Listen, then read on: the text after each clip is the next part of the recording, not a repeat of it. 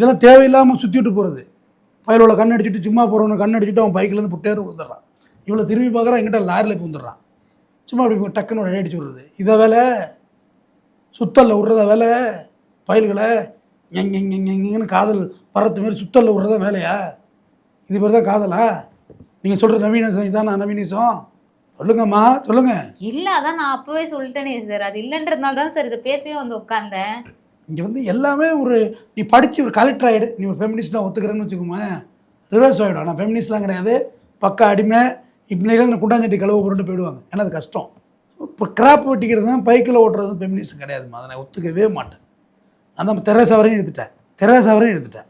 அதனால் இவங்கெல்லாம் வெளியே தெரிஞ்சவங்கம்மா. தெரேசாவெல்லாம் வெளியே தெரிஞ்சவங்க. தெரியாத எவ்வளோ தெரேசா கிட்டிருக்காங்க. நெத்தம் நம்மளை படிக்க வச்சு ஆளாக்கி சோறு ஆக்கி நம்ம பீஸ் ஊற்று அலசுன நம்ம அம்மா ஒரு ஃபெமினிஸ்டாக இல்லையா?